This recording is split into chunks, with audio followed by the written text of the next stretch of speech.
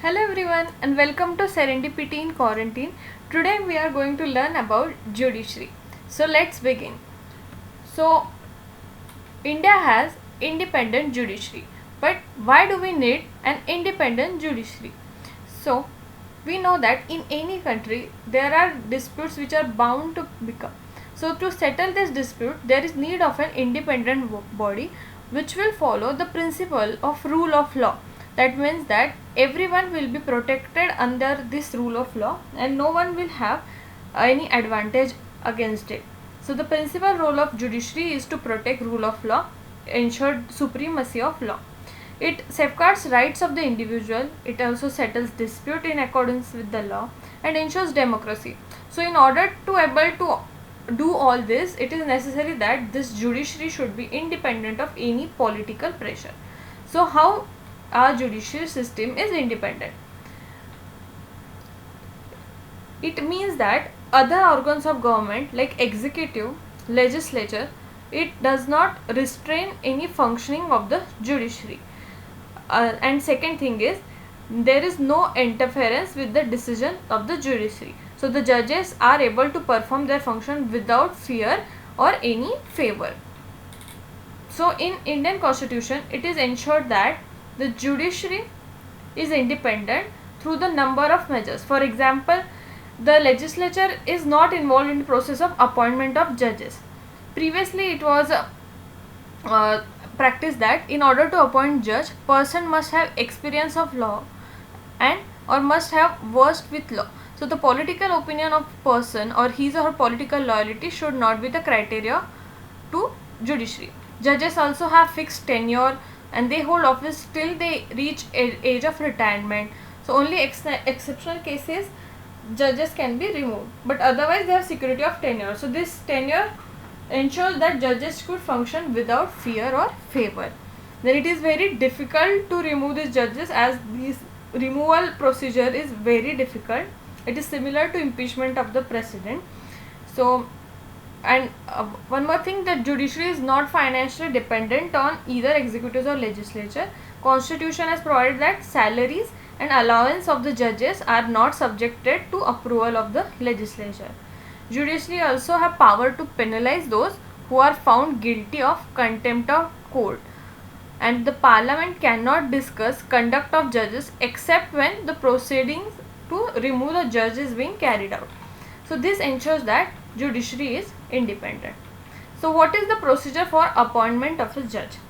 So as far as appointment of CJI, that is Chief Justice of India, is concerned, over the year it was a convention that senior most judge of the Supreme Court was appointed as CJI, but it was broken twice, and other judges of Supreme Court and High Court are appointed by the President after consulting the CJI.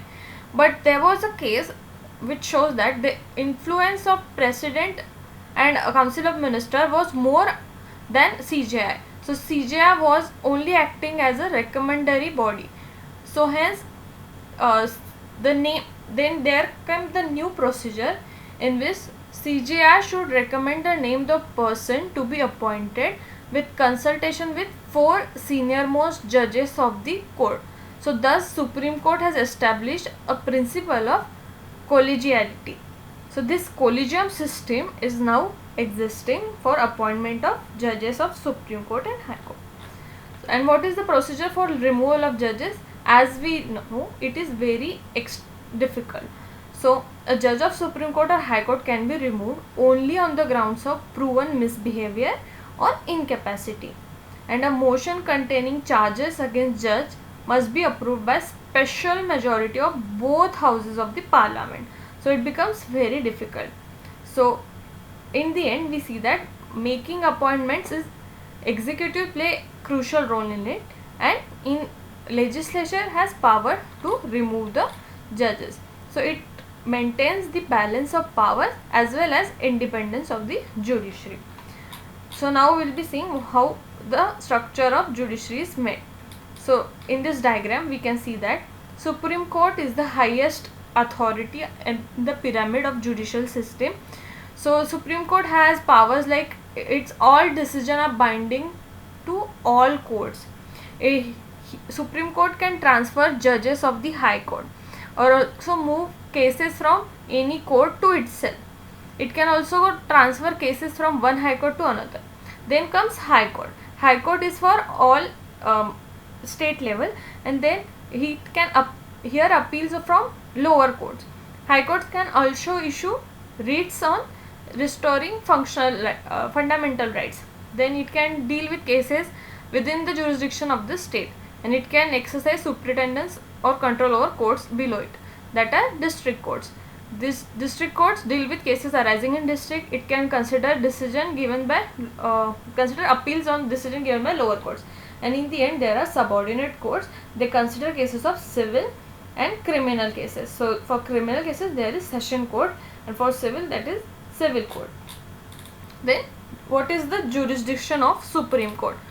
So in this diagram we can see that jurisdiction of Supreme Court can be divided into 4 parts. First is original jurisdiction. So it includes settling dispute between union and state or among states. Then appellate jurisdiction. It tries appeals from lower courts in civil, criminal and constitutional cases. And then is advisory.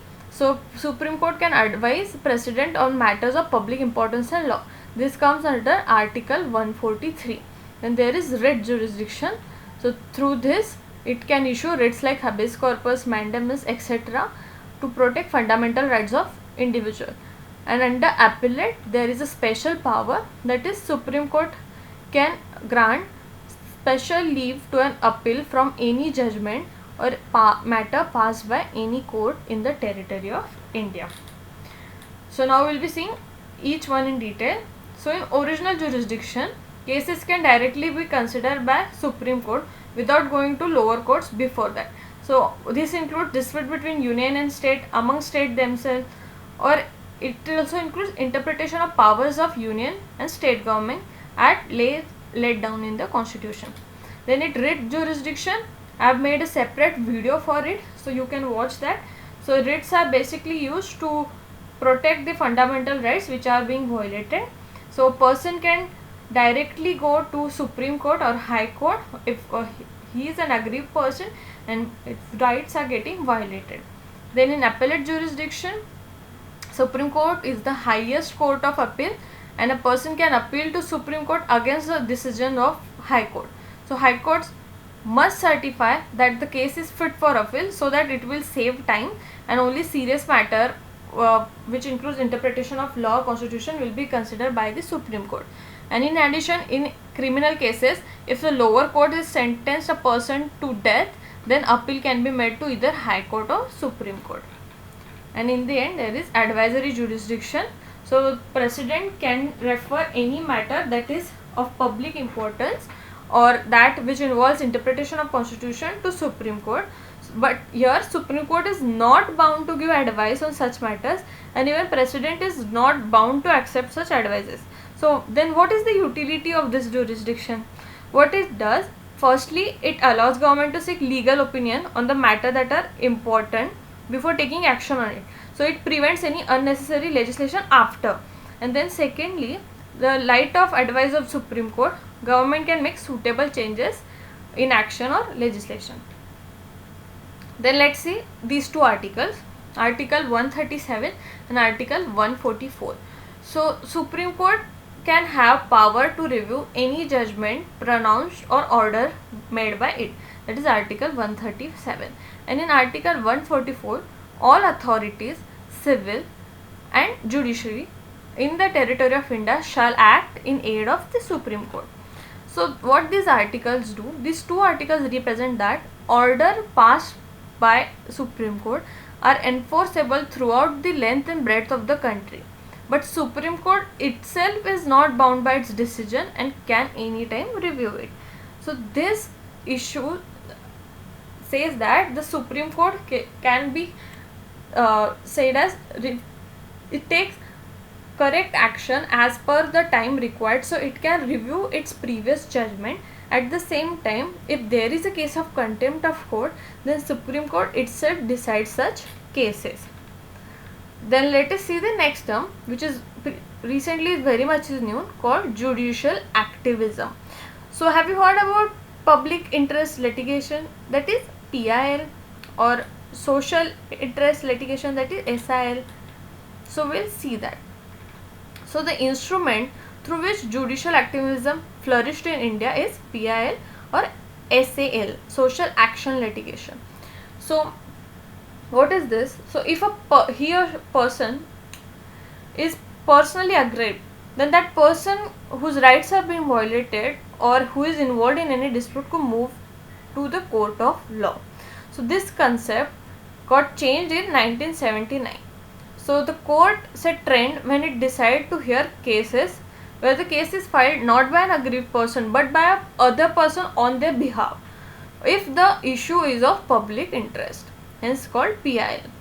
So Supreme Court took various issues, for example rights of prisoners, rights of poor, then judicial intervention to protecting existing right, betterment of life condition of poor, etc. So through PIL, judiciary took various decisions for the benefit of major public interest. So this idea of PIL then expanded to environment like clean air, unpolluted water, decent living, etc. for the rights of entire society.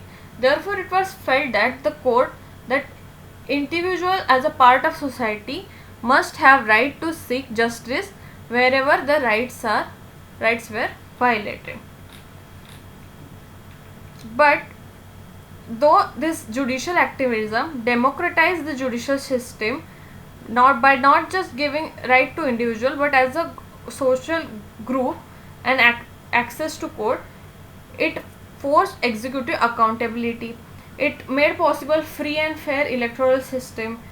But there was a negative side. It is also known as proactive judiciary, because this judicial activism first of all increased the burden on the courts.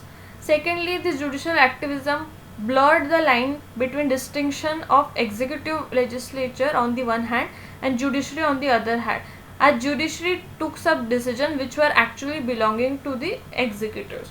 So this blurred the line between separation of powers, hence it was in news.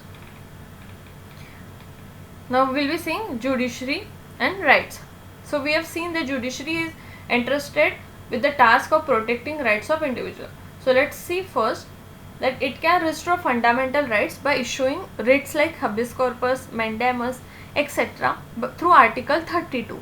And even high courts have power to issue such writs under Article 226. Secondly, Supreme Court can declare concerned law as unconstitutional and therefore non-operationable under Article 13. So this is known as judicial review. So this judicial review means that power of Supreme Court or High Court to examine the constitutionality of any law, and if court arrives at the conclusion that the law is inconsistent with the provision of the Constitution, such law is declared as unconstitutional and inapplicable. So the term judicial review, though is never mentioned in Constitution, however, the fact that India has written Constitution and the Supreme Court has right to interpret it, provide powers of judicial review. So if there is a case that there are violation of federal distribution of power, then it also comes under judicial review. So the review power extend to the law passed by state legislature as well. Now we will be seeing judiciary and parliament. So there are some areas which were beyond the scope of judicial review, such as powers of president and governor, but it were brought under the purview of the courts through various terms. For example, Supreme Court was actively involved itself in administration of justice by giving direction to executive agencies. For example, institutes like CBI. Then Indian Constitution is based on delicate principle of limited separation of power and checks and balances. This means that each organ of government has clear area of functioning. Thus, Parliament is supreme in making laws and amending constitution. Executive has power to implement them, while judiciary is supreme in settling dispute and deciding whether laws are in par with constitution. But despite this clear-cut provision, there was conflict between judiciary and parliament. Like, for example, we saw in the case of right to property, there was dispute between judiciary and parliament whether who has power to amend the constitution. Then we know that in famous case of Keswanand Bharti case, the conflict was resolved by the judiciary, that it ruled that there is a basic structure of constitution and nobody, not even parliament through amendment, can violate that basic structure. So in the first statement, it stated that the right to property is not part of basic structure, therefore it could be suitable to abridge. And secondly, court reserve itself right to decide whether various matters are parts of basic structure of the constitution. So this case is perhaps the best example how judiciary uses power to interpret the constitution. So this was the end of this chapter. Now we will be seeing one important institution, that is NALSA. So this NALSA is at national level to provide legal service authority committed to protecting your legal right. So what it does, it aims to provide free legal aid and advice, also spread legal awareness, organize lok adalats, promote settlement of disputes through ADR mechanism, and provide compensation to victims of crime. So who are eligible for this free legal advice? Women and children, members of SC and ST community, industrial workmen, persons with disability, victims of natural disaster, ethnic caste violence, industrial disaster, person with annual income less than 1 lakh or notified by central state government, victims of human trafficking, etc. So this free and legal advice are provided in the matter before civil, criminal, revenue courts, tribunals, and any other authority exercising judicial and quasi-judicial functions. So at national level, we have National Legal Service Authority, that is NALSA. At state level, State Legal Service Authority, and district level, and so on. So this is an important national authority to provide free legal services to those who deserve it. So this was the end of chapter called Judiciary. If you like this video, please like, share and subscribe to this channel, and don't forget to press the bell icon. Thank you for watching. Have a nice day.